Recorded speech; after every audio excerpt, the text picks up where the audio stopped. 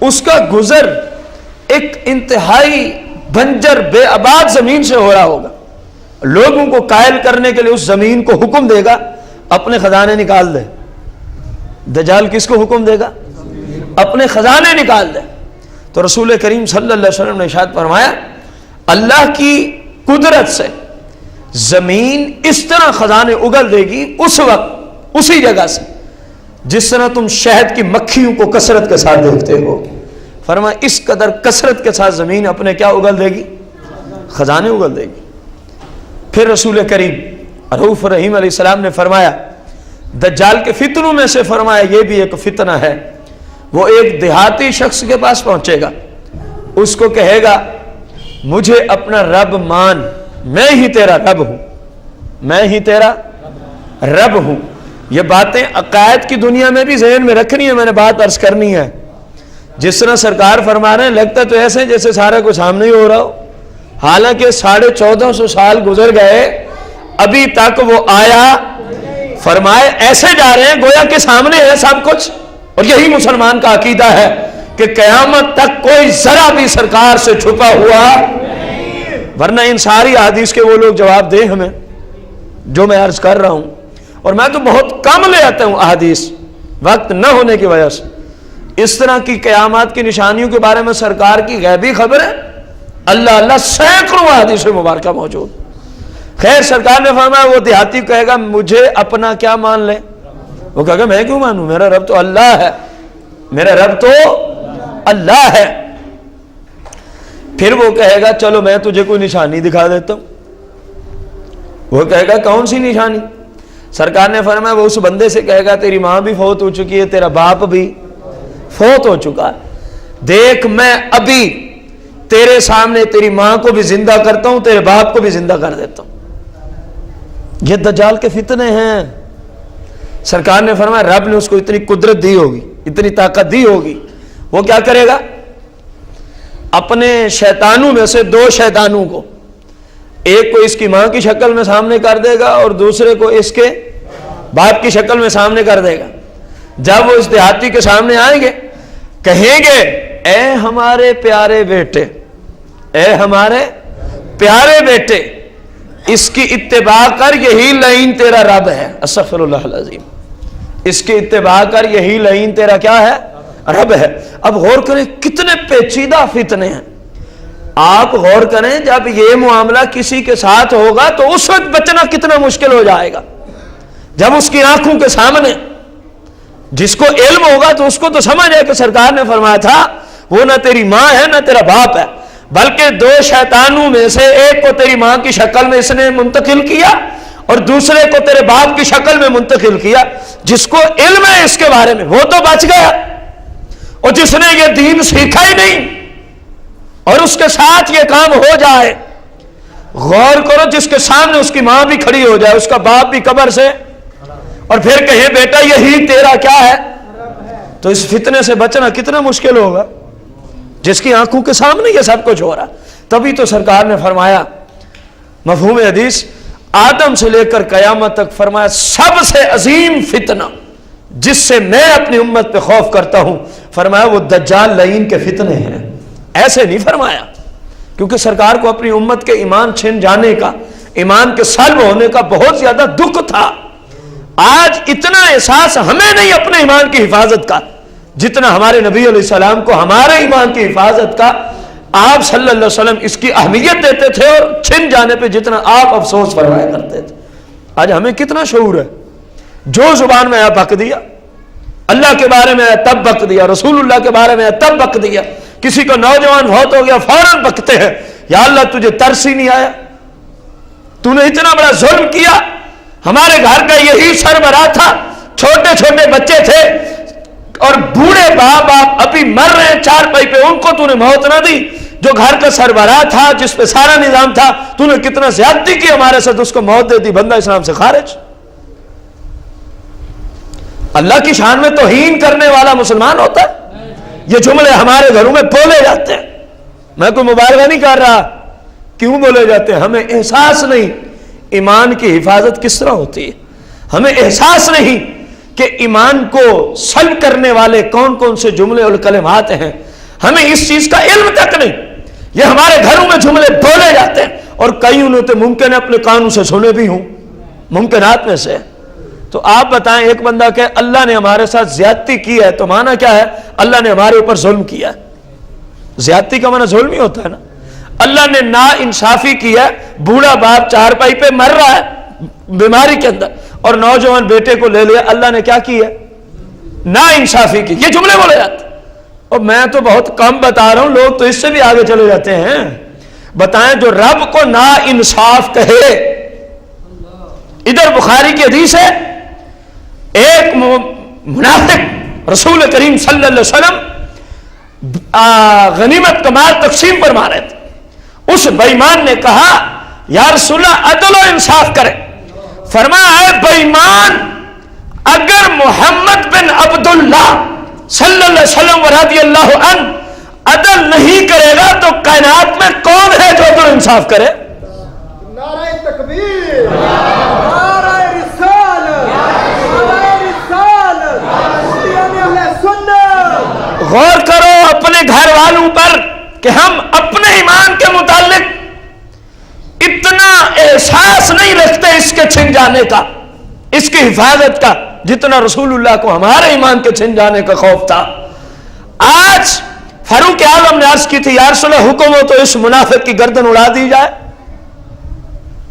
تو کیا معلوم ہوا ان کے نزدیک جو نبی علیہ السلام کو یہ جملے بولے وہ اسلام سے خارج اور اس کا قتل واجب ہو جاتا ہے. اور یہاں لوگ اللہ کو یہی جملے بولتے ہیں. منت لگائی ہوئی ہے آپ لوگوں نے اللہ پر. ہم سارے رب کے محتاج ہیں. رب ہمارا محتاج ہے. جس کے منہ میں, جس بے حس و بے لگام کے منہ میں جو بکواس آئی اس نے رب کی بارگاہ میں بھونک دی. جو اس کے منہ میں جملہ آیا اس نے زبان سے نکال دیا. وہ یہ نہیں سمجھتا کہ میں رب کا محتاج ہوں, رب میرا محتاج ہے. ایسے جملوں سے اسلام کیا ہو, اپنے بندے کا ایمان کیا ہو جاتا ہے؟ ختم ہو جاتا ہے.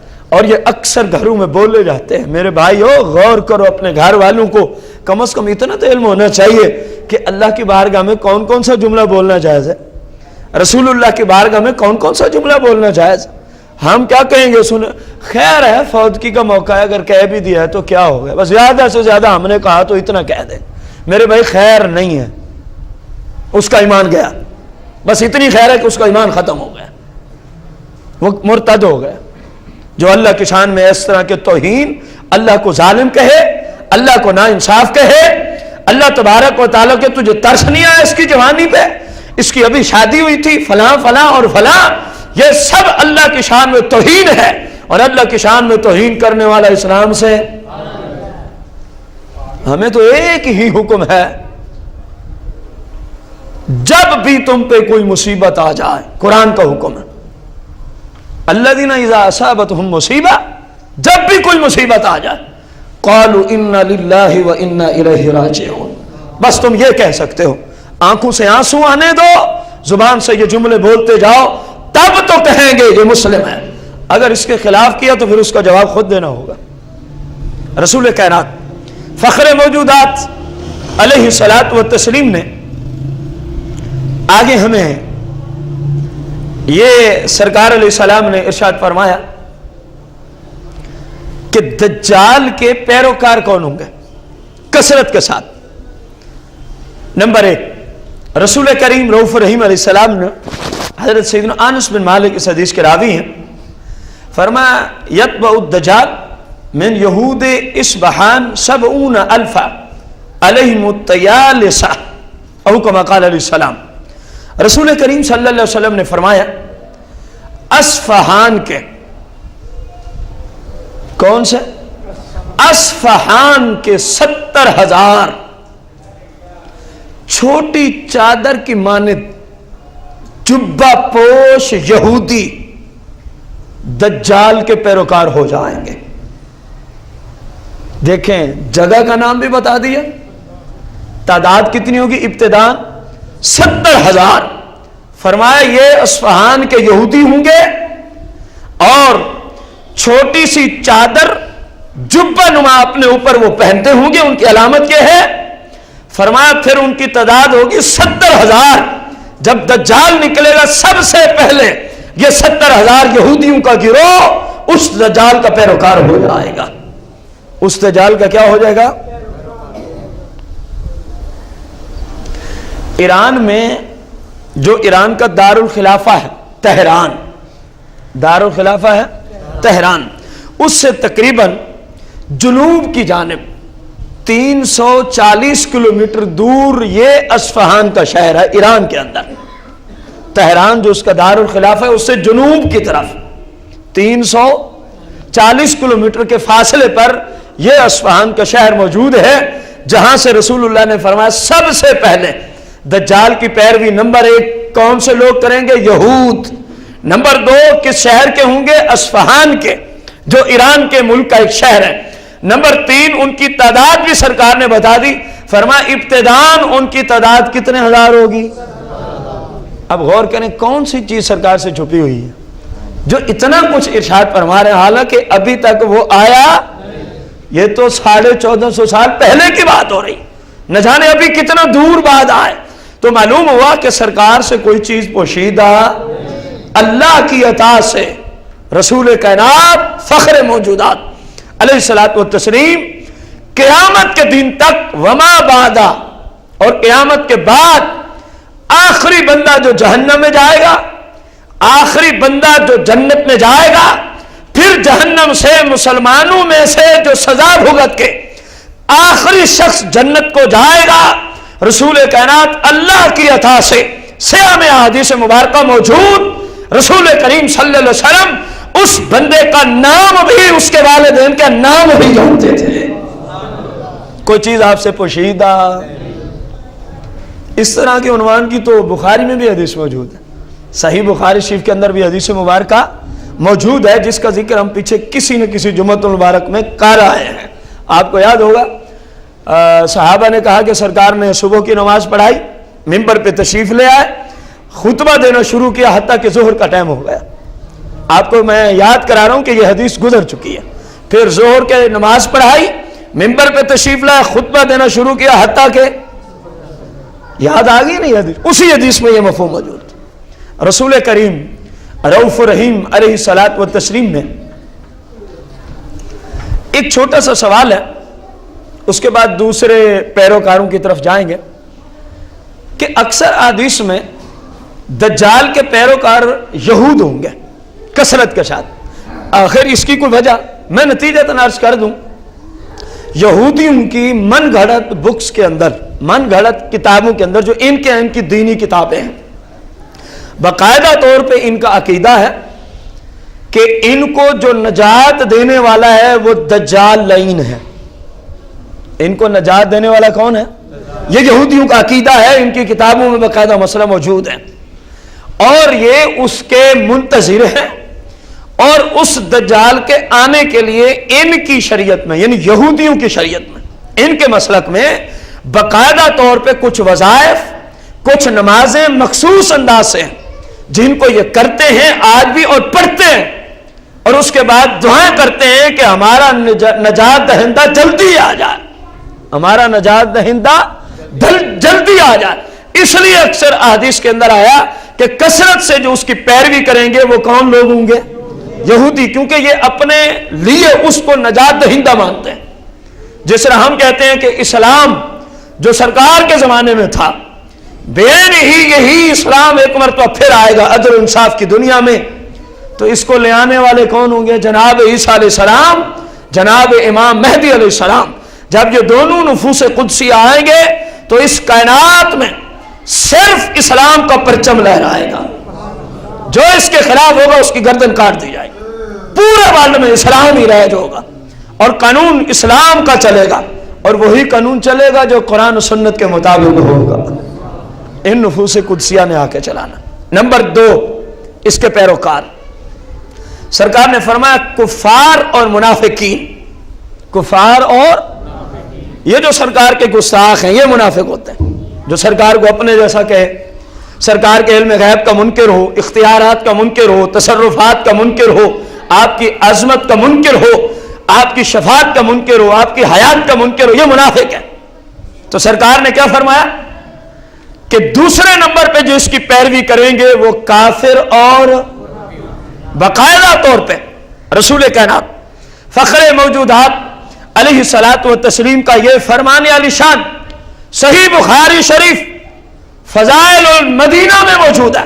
باب باندھا امام بخاری نے باب فضائل المدینہ, اس میں یہ حدیث موجود ہے.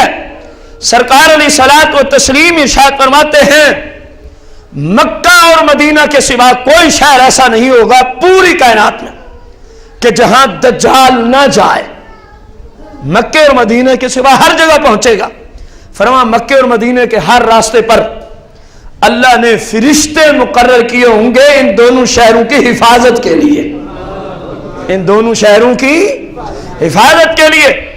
جب وہ بے ایمان دجال مدینے میں داخل نہیں ہو سکے گا.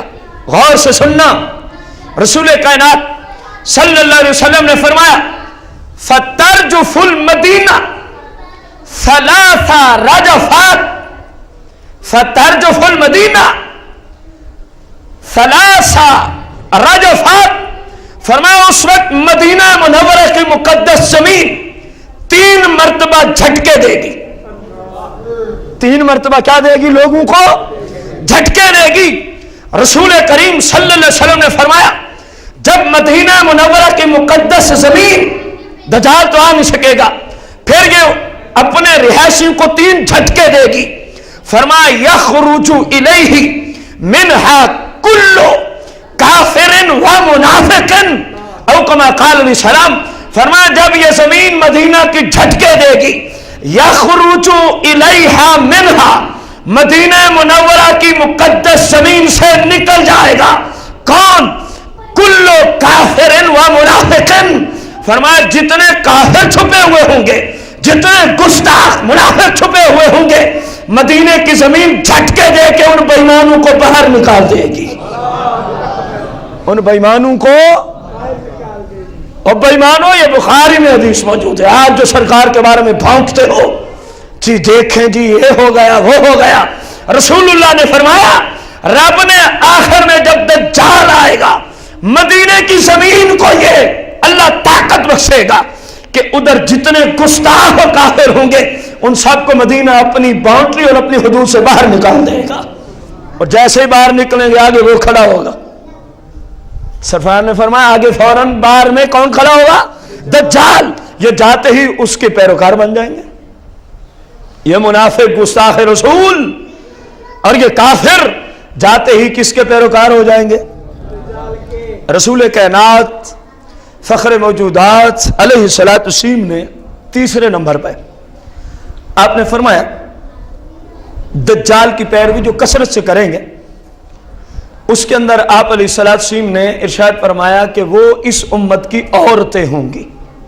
اس امت کی